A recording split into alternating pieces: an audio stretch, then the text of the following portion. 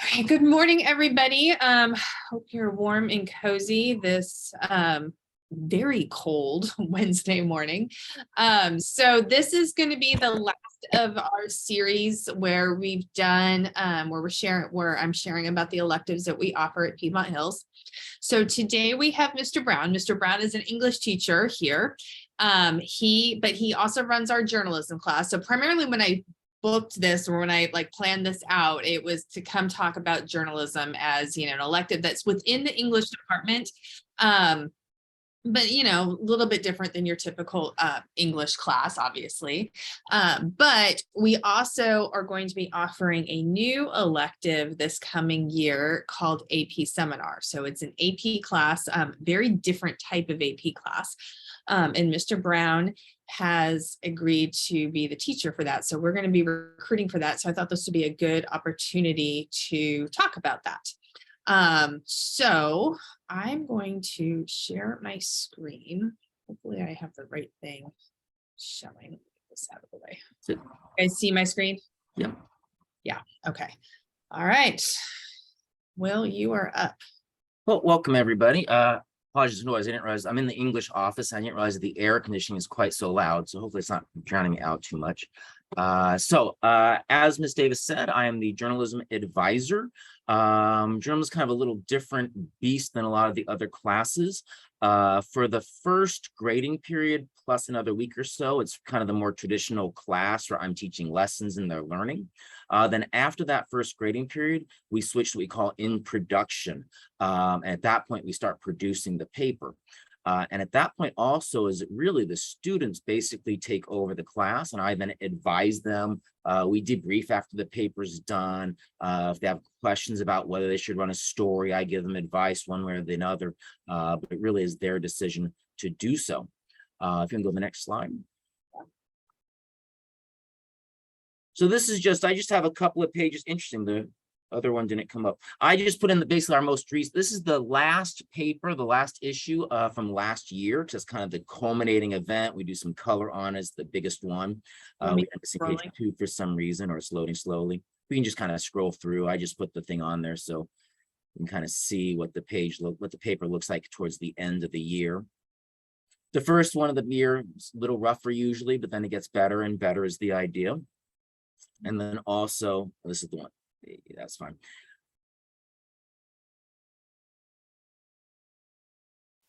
And then also the last issue of the year, we do what we call the senior pullout. If you can go down to the next one. And that's like a separate thing they pull out, and it's kind of a memorable thing. It's all about seniors. There's a center spread, oftentimes where the seniors are going to be going, editorials from the seniors in journalism, page on the valedictorians, things like that. So then the idea is once we're in production, there are several different jobs. In a lot of ways, if you're familiar with the Insane Ink program that we have, we're actually kind of similar to that. It's not quite as much of selling. We don't sell the papers, but we do get advertisers and the students have various jobs. So the left-hand side, editor-in-chief, managing editor, et cetera, as we call the executive team, they're the ones who are making the majority of the decisions and the ones who I have the most interaction with throughout the year. The right-hand side are the various other jobs that we have throughout the year, and they become experts in that. It's actually kind of cool sometimes when we pull from, we have a very strong visual arts program, photographers, and in the business department, we have our graphic design courses. And oftentimes when we can pull from those, it helps add to a very powerful presentation. Probably the biggest aspect though is that everyone's a reporter, so every issue students have to go out, plan a story, they have to interview people and then write their story on that. It's a fairly short piece of writing usually, and we actually go through like 3-4 versions of it, so they have lots of chances to revise it. So even if a student's not a very strong writer coming in, it's not like they're going to be writing these crazy hard things on their own. There's lots of work there for them. The next one. All right, so that was, I can either take questions on journalism now, and then we can get into AP Seminar, or we can continue on. It just kind of depends on what people like, if they have questions right now for journalism. Well, let me ask you a couple of questions that I've been asking every teacher that's come, because we can kind of separate the two, because I think these answers are going to be different. Yes. So can you tell me, what is the homework load for journalism? So in the first 6 weeks, it's pretty light. It'd be like a worksheet type thing every evening or every other evening, and we go over it in class. And then once you're in production, it kind of depends partially on their job. In general, on any one night, maybe 15 minutes of homework at the most. Oftentimes when we're in production, they have the period to work on their item, whether it's working on their story or interviewing. And we actually get press passes, so they're allowed to go out on campus during that period and do their work. Part of the recognition, though, is that they can't necessarily interview people or do that work during class time because I know the student's not available. The teachers giving a test, so they can't interview the student at the time. And so part of that is that when we're in production, they actually have the availability to do homework for other classes during our period, with the recognition that they're going to have to do the journalism work at lunch or after school. As we get closer to the paper being distributed, that's oftentimes where it gets to be a little more work, especially if they haven't kept up with the work, because now they're doing the work that they should have been doing over 3-4 days. And almost everyone here. So at some point, it depends how much the editor-in-chief is going to have more work. Managing editor is going to have a lot of work. And that's because they're kind of managing the other people. Then what happens is that when we get to layout, that's where if we're in layout, that's where the workload kind of really hits a lot of times. They have the class time to work on it, but oftentimes like the week before we distribute, we're here until at least 5 o'clock, sometimes 6 o'clock. One change we've made this year, instead of using the InDesign, which required us to be on campus using the business classroom's computers, we switched over to a online program called Mark, which allows them to do some of the work from home. So there's some a little more flexible there, so they aren't necessarily all here until 6-7 o'clock. Like right now, we're in production right now, we're in layout right now.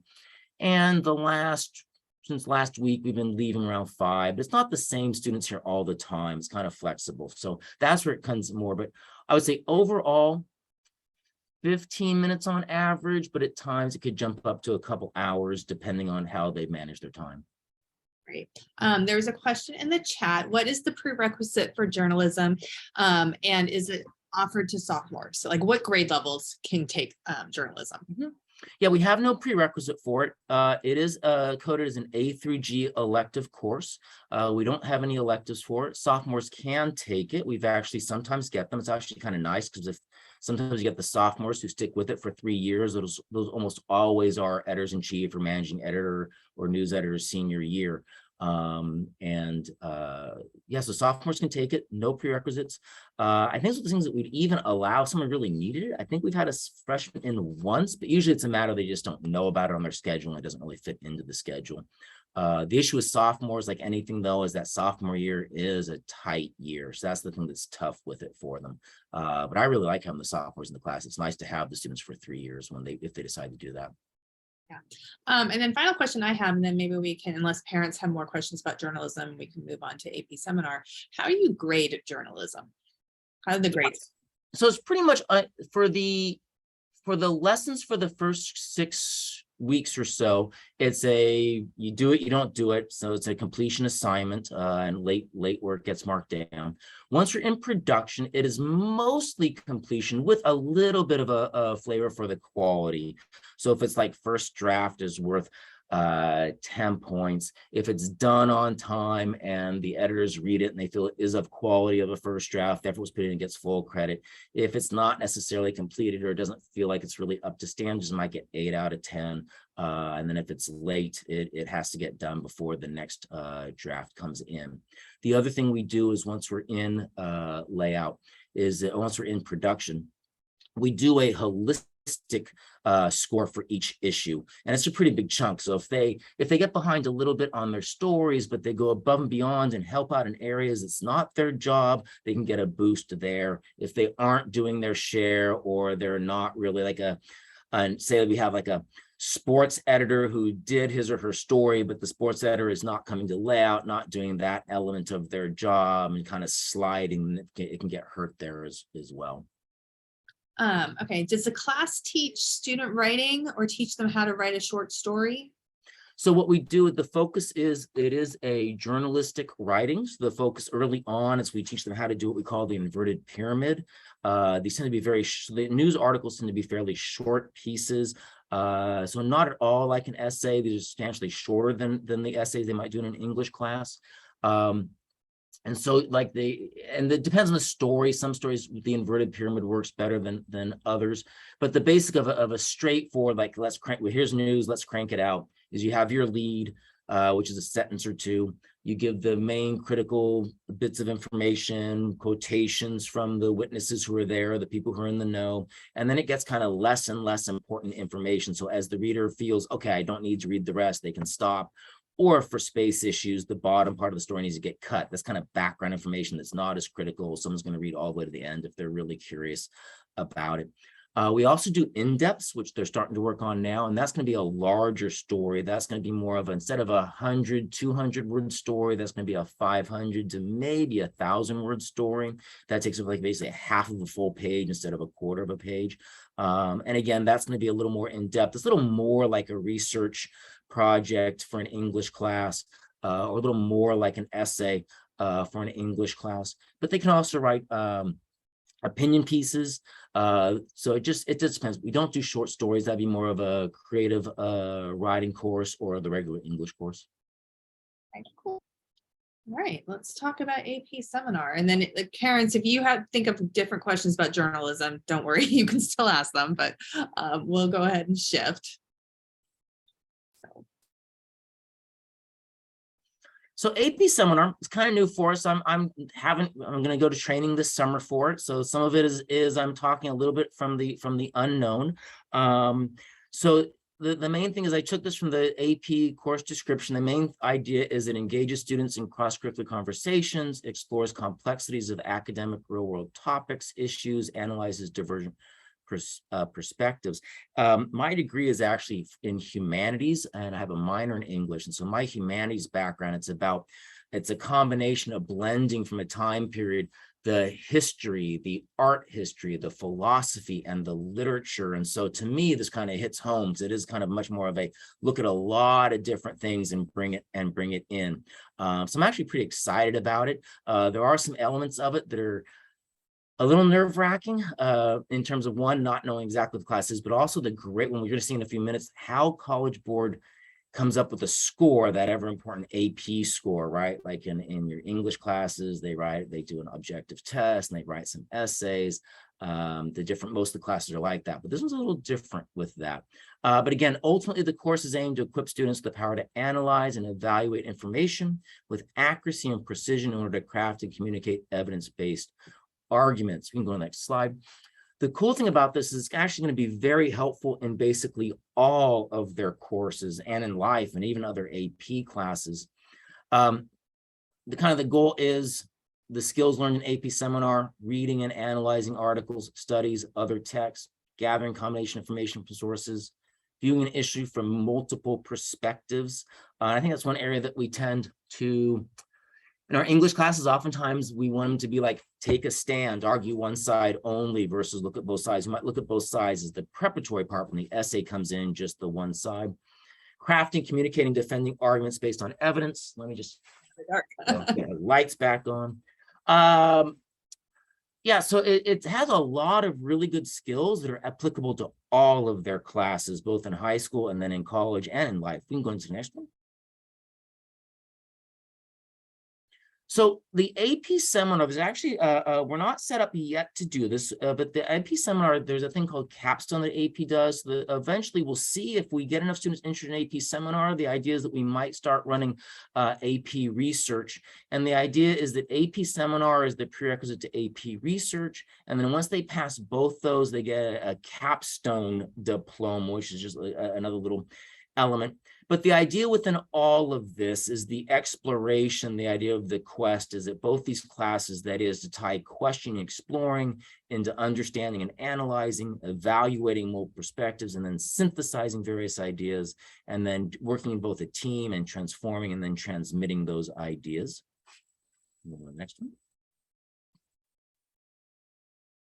So I just threw this in. This isn't the College Board shows us is that the idea is AP seminar topics. There can be different topics, and they actually get to kind of pick at some point, second semester, they get to pick what topic they really want to dig into. So it is a lot of ways it's student driven.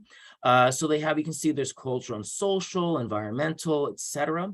And then the College Board shows is off to the side. These are the other AP classes that could be benefited by having these skills. So if they're really into like biology, if they're into AP sciences, the environmental section, the scientific section could be a topic they decide to go after in the AP seminar. If they're into calculus or computer science, it might be a scientific or an economic topic. So pretty much almost all the AP classes that are offered can be improved on. Their skills from AP seminar can help drive their skills in those other courses. The goal for both the classes, but for AP seminar, is there's basically 5 big ideas that drive the course: question and explore, understand and analyze, evaluate multiple perspectives, synthesize ideas, and again, team, transform, and transmit. We saw those earlier, but not quite as condensed. Next one. Oh, it's small. All right, it became bigger when I did it on my screen. So what's interesting about this, what I was saying, is that it's actually, instead of just being like a test on the day of the AP exam, where like for AP literature, they go in, they have an hour to do a multiple choice test, and they have 2 hours to write 3 essays. It's actually interesting how to do this. There's an individual research report that is submitted to College Board. College Board actually scores that, and that's worth half of the 20% of the overall thing. So we have our 20%, 35%, 45%, and then College Board uses that to come up with the 5, 4, 3, 2, 1 score. So they do an individual research report. College Board scores that, and that has to get submitted earlier than the regular report. And that's half of the 20%. They also do a team multimedia presentation, and they have to give an oral defense of that as well, which is interesting. Probably the only course they'd have to do an oral defense of something. That is then scored by the teacher, and the group gets that score, and that's the other half of the 20%. And then I then would submit that to College Board, and they take that and adds towards that what they use to calculate that 5, 4, 3, 2, 1. 35% section of the overall AP score then comes from an individual written argument. That's then submitted to College Board, and they score it. There's an individual multimedia project, and then there's an oral defense of that as well, from 2 questions from the teacher, and those are teacher scored, and then the scores get submitted to College Board. And then on the day of the AP exam, which is, with that time in May, there's always, AP exams, they actually write 2 essays. Part A is a fairly short analysis and evaluation. So basically, they're given an essay, and they have to analyze it and evaluate it, and then write their essay on that. This is going to be, when I'm looking over this, is very similar to what I might do in AP Lang as the rhetorical analysis essay, or kind of all of 3 of the essays they do for AP literature. And they have a synthesis essay, and this is more of what they would do in their history classes, the AP history classes, or also in AP Lang, they do a synthesis. And this, they're given 4 sources, and they have to come up with their own argument about that, but then they have to use their own knowledge, and they have to use at least two of these 4 sources to then support their viewpoint. And that then is the majority of it's almost half. And those are both scored by College Board. So it's a little interesting that the teacher has a little more input, and what they do in the classroom has an input towards their AP grade directly versus indirectly. That is interesting. Wow. That's what has me nervous too. It's just kind of like always, oh, they're going to look over how I actually score stuff. Cool. So Mr. Brown, well, let's stop before we move on. Mr. Brown is also our AP Lit teacher. So we thought we'd give you, if you guys had questions about AP Lit, but does anybody have questions about AP Seminar? Now, keep in mind, this is a class we've never offered. Mr. Brown has never taught it. But I personally am very excited to offer this class. I think it's going to be great for our campuses. We have a very strong AP program. We have a lot of students that take AP classes. But I think this class kind of pulls knowledge that they will get from all of those different subject areas and really transforms them into that critical thinker and those skills that they're going to need to be very successful in college and later on in life. I think this is a really exciting opportunity for Piedmont Hills. I'm super excited about it. So parents, I would say, because to go back to your question about grading, I'm not completely sure how the grading, for us, the grade that goes in the transcript is going to work yet. Obviously, any of the teacher scored items that get submitted to College Board, that would be part of their grade for what we would give on campus. Whether it's going to be a do homework and you get credit for that, there's really not that much. It doesn't seem like this class is going to have a lot of that kind of daily homework type thing. So it's probably more of the projects and maybe some check-in type, whether they're quizzes or tests, I don't know. So that part is going to come off differently as we get closer and figure out what exactly the class will be. I don't see this as being, so different AP courses and different AP exams have different levels of difficulty. Across the nation, AP Literature is one of the toughest ones. AP Calc is one of the toughest ones. I don't see this one being that kind of rigorous as hard. I think there'll be a lot of learning there, but I don't think it's going to be that really hard-driven course. I don't see it quite like one of those upper tiers of that workload class. I just don't see it being there. I would agree. Question in the chat was, missed the first part of the meeting, what AP class it is. I put it in the chat, but this is what's called AP Seminar. It's not a class. I think it's only offered at one other school in our district. And it's a true cross-curricular class in that it doesn't belong to one particular subject area, and they're going to pull knowledge from all different subject areas. So we've never had a class like this at Piedmont Hills. I'm really excited about it. Will this be available for juniors and seniors? And I'm assuming you mean the prerequisites. Yes, juniors and seniors. And I don't think we're having any prerequisites, right? No. I think we'll have there's no official prerequisites, like you don't have to have a certain class before this. We might put something in, like we recommend at least a C in your English and history class or something like that. But really there's gonna be no official prerequisite for it. I think we're still working on what exactly juniors and seniors for sure right now. The goal would be, I think that, eventually, if we eventually also have the AP research, then this would be more, could be juniors and seniors, and the juniors then could go on and take it. I don't think there's any reason that we wouldn't possibly offer it for sophomores, except again, that sophomore year is tight and they have room in it. Yeah. So definitely juniors and seniors for sure. Right. Well, so parents, especially if you have kids that are interested in taking AP classes, encourage them to take this class. Hopefully we get enough kids to run it. I think our kids would really like it. I think this is a really cool opportunity and very different from a traditional class. And I think it's going to be, this would be a G elective. So, so the question in the chat was, what type of class would this AP class be credited in college? Because it's an elective, so this would be under a G. Yeah. Okay.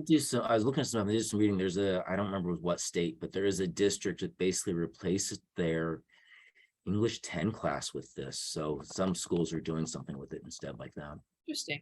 Well, maybe if we get this going, we can see what happens sometime, somewhere down the road. All right, let's give you a chance to talk about AP Lit. So since this wasn't quite what we're doing for this, I just threw a little bit in there in case we had time for it. It's always kind of sad to me that we have like 7, 8 sections of AP Lang, which is predominantly juniors with some seniors. And then we fight every year to run AP Literature. This year we do have a section of, it's really small. We have like 22 students in it. And I think that part of it's the reputation, it's a hard class, etc. And then I always do a poll at the end of the year and I ask students what they think about it. And many of them say it's the workload's not what was kind of like the rumors out there. So this is part of, I've been doing the survey since 2015. And I asked them if you could go back in time and sign up again to take AP Lit. So if you were to go back to your junior year and sign up again for AP Lit, would you do it? And this is over all those students over the course of those years. 57% are like, yes, absolutely, I take this class. The workload's there. I was worried about grades, all that, but overall, what I gained for it was worth it.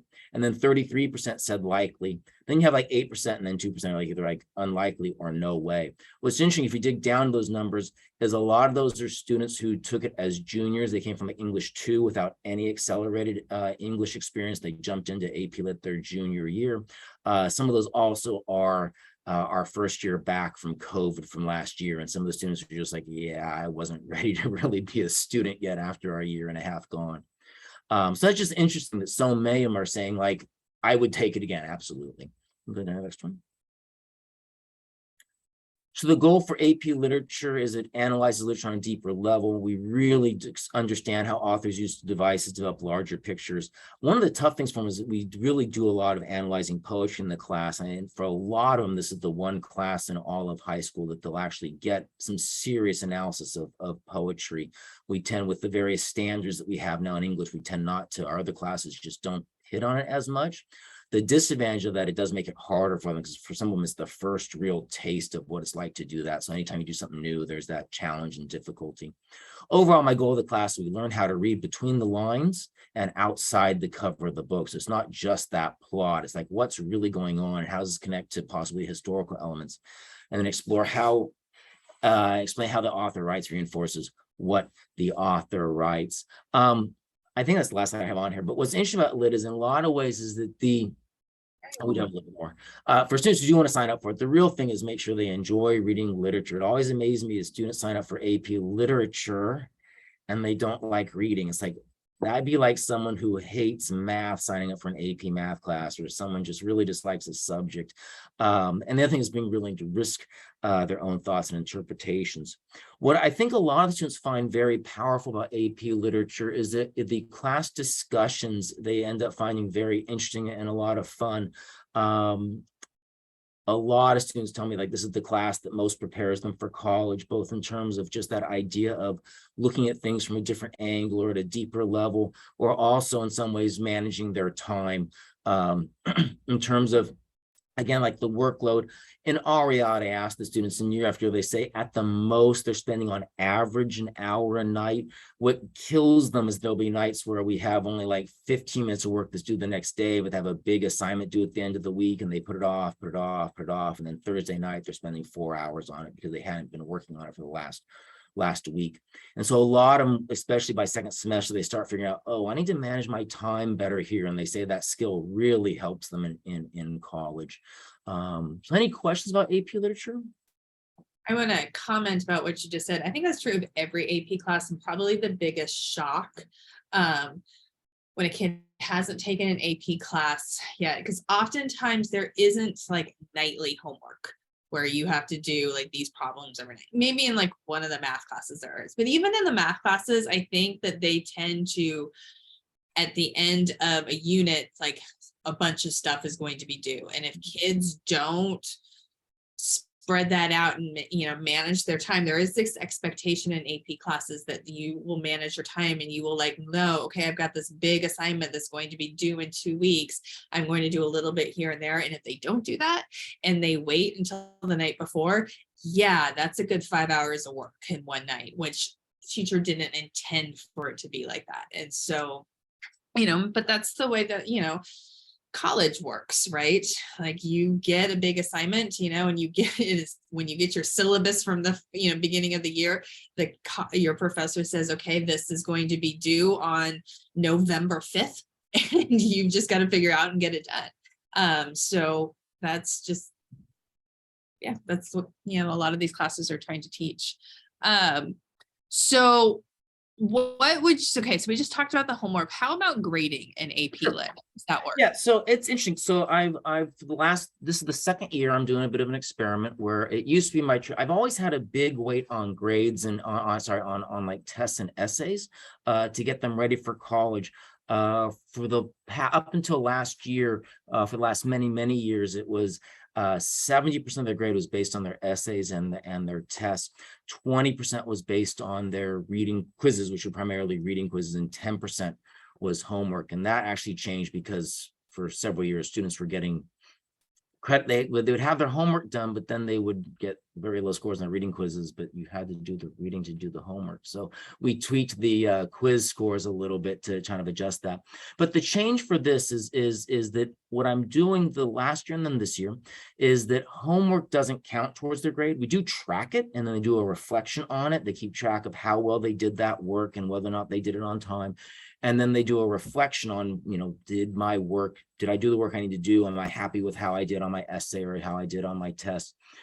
So the grades are all pretty much 5% are based on quizzes, which is not very much, but a little bit there. And the quizzes are not that many, but a few throughout the semester. So the vast majority of the grade is based on their essays and their tests. Along with that, out of class essays, they get a chance to rewrite, which I didn't used to do. And the tests, except for the final exams, there's no time test, they get a chance. They have to go back and redo the work, but they can then retake the test in order to improve their grades. The goal is I want the grade to reflect what their level of knowledge and what their skills are. And part of this also is designed to prepare them to college, because the majority, not all, but the majority of their classes, once they get to college, are going to be things like, okay, midterm, final, right? Or maybe midterm and final, or maybe essay, midterm, final. So it's 3 grades for the whole semester. And there's always those few professors out there who are like, oh, your final exam's 100%. So it's kind of getting them ready for that as well. So that's how I'm doing grading last year and then this year. Okay, parents, any questions you have about any of this stuff? We will do AP as a separate topic in I think we have it scheduled for January, because it is scheduled for January, right around the time that we do the AP information night. This is if you have any questions about any of this stuff now, or questions about anything else. So I see we have a question. Have the grades improved with the new grading system? I'm doing it with the 9th graders as well. And for the 9th graders, yes. What's interesting is that I find the 9th graders, even though homework doesn't count, the 9th graders, more of them are doing it. The seniors, it's not been as successful as I like, because part of it is what ends up happening, like, oh, my homework for AP Lit doesn't officially count to my grade, so I'm going to do the homework that does count for my grade in this other class. And they sit there and they say to themselves, I'm going to go back and study. I'll go back and redo it before the test or the essay, and then they oftentimes don't. Last year, again, first year back from COVID, there's part of that. And the last year, seniors really struggled, like I said, to become students again, coming back from that. So for last year, the grades were substantially lower than normal. This year, they're back to normal, if not slightly higher than it was when homework counted. And more importantly to me, I think the grade more accurately reflects what they actually know and what they're doing, instead of getting a boost for doing homework and just doing the homework and not understanding it. So this year, yes. Last year, no. This year, the grades are a little bit higher than they were before. I think last year, last year. I think those 2 years, like we have the year in distance learning, and then we have last year, we came back, and those 2 years, like we'll look back like 10 years, our data at the school, and like, oh, what happened those 2 years? Yeah, those 2 years just are anomalies. Yep. I think for all of us, which is life, that's probably true too. Any other questions, parents, you may have? So I would, my recommendation to parents, we've been talking about these electives. When we come back in January, that's when the counseling team is going to kind of start with the scheduling process. They'll be sending out videos of all the classes, all the different electives. There'll be a parent night. There'll be things at lunch. We'll have an elective fair where, at lunch. So there's going to be a lot of information those first couple of weeks that we come back about signing up for classes, because at the end of January, I actually think they start January 23rd, and they'll start with our current juniors, and then we'll go to sophomores and then the current freshmen. And they will start signing up for their classes. So over Christmas break is a great time to start, talking to your kids about what classes are they thinking about taking next year. Question on the chat, Mr. Brown, do you curve the grades? No, the goal is that the grades are based on the standard, and so then we're doing the work towards what's going to be on the test, or we're doing the work towards what will be on the essay. So the essay and test should reflect what they've learned over that time. The element though, instead of curving the grade, is that chance, at least for out of class essays and then the in-class tests, is that they can go back and learn from relearn the material, and they can do the retake as well. And so oftentimes that's where another teacher might curve the grade to help those grades look better. Instead, they have the chance to actually go learn the material and show that they have that knowledge, and then that would then improve their grade. And what I do is it's usually not a problem with the rewrites, but for the tests, if they retake the test and their score is higher, they get that higher score. They prove to me that they went back and learned the material. Should the score actually go lower, then that says they actually lost some information, but I don't give them the lower grade. I actually average the two. So if they had a higher grade than a lower grade. On the most part, the vast majority of them always score at least a little bit higher on the retakes. That's what's kind of there in lieu of a curved grade. So the question came up about will the presentations that we've done in these Zooms be offered to the students? So when I send it out and if you look on my YouTube channel, they're all there. But that's an interesting idea to just share it out with the students. And so I think in my email to students this week, I can link all of the videos. I don't know if they'll watch them, maybe they will. So, but you as parents can tell them to watch it and give them, but if you wanted to, anytime you ever wanted to find any of the videos of these meetings, they're all listed on my YouTube channel.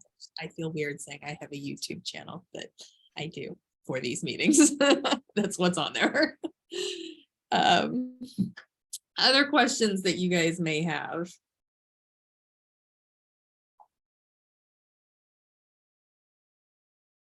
I'll make a little plug for journalism. I do know that colleges, when they see a student has journalism for 2 and even 3 years, that is kind of a really good little boost for their college applications. Colleges really like to see students doing this, whether it's journalism or something else, doing the same thing for an extended amount of time versus a little bit of this, a little bit of this, a little bit of that. They like to see kind of that sticking with something. Yeah, it's